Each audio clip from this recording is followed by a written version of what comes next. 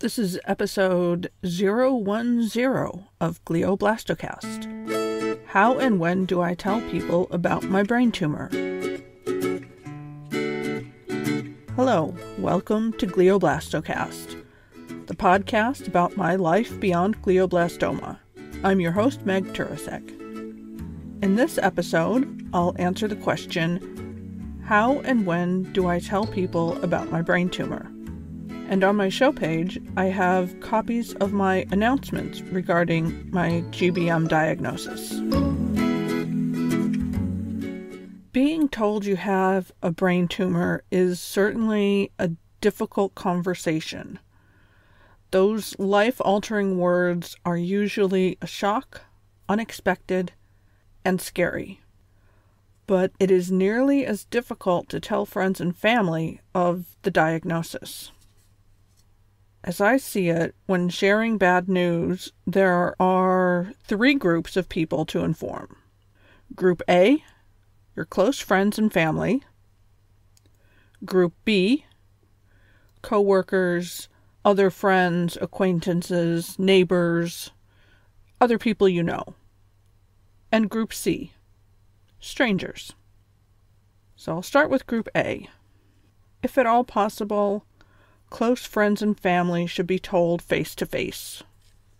It was a dizzying effect when I was told the day before my 49th birthday that I had a lesion on my brain. I was alone for my appointment as my boyfriend was away on work, so we weren't prepared for bad news. After all, it was a Friday, late afternoon.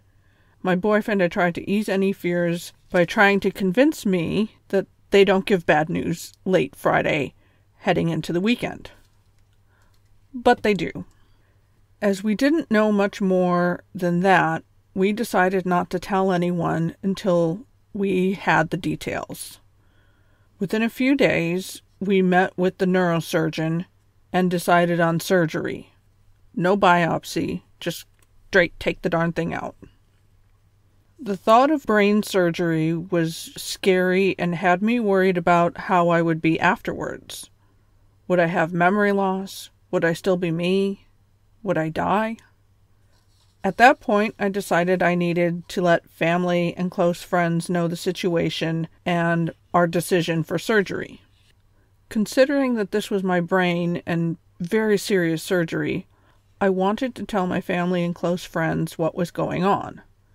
But I wanted to do it in person so they could see me and see how I was and hopefully take some of the fear away from them.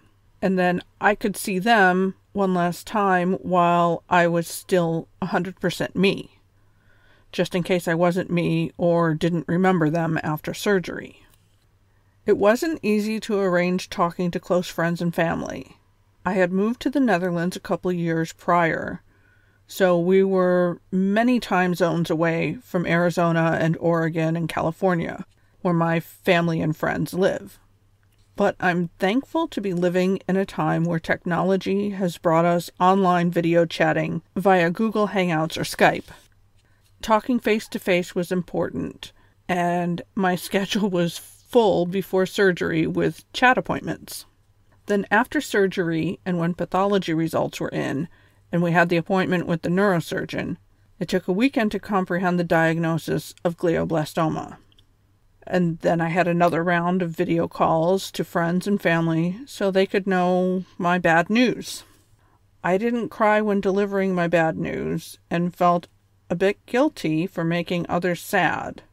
The hardest part was not being able to hug anyone and let them know that I was okay and doing everything I can to fight it.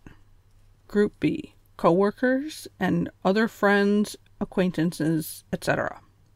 As I was working freelance as a graphic designer prior to my seizure, I had some regular clients and found that I had to inform them of my health-related retirement.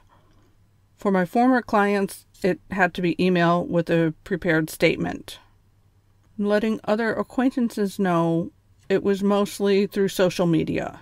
So it was just a short, carefully worded post. You can see my show notes for my bad news post.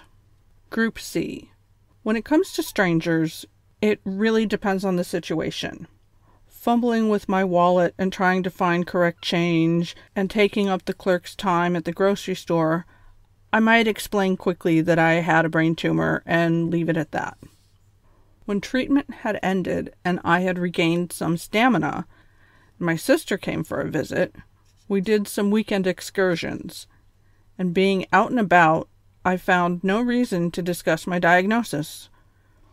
Except one evening we were at a restaurant with many TV monitors with music videos playing and lots of lights flashing. Concerned about the possibility that the flashing could cause a seizure, I asked the waitress and manager if they could do something, as I have epilepsy. That's all they needed to know. So strangers really are on a need-to-know basis. I only mention my diagnosis if necessary.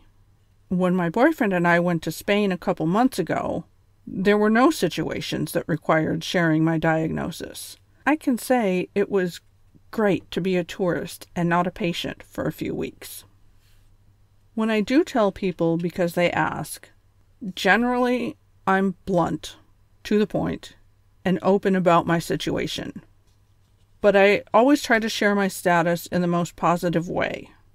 I don't need an awkward, sad moment, because hearing of the diagnosis is usually a shock to people, and they don't know quite how to respond. So, for those situations, I've found it's good to prepare yourself with some comfortable key responses and statements that you can use when you need to.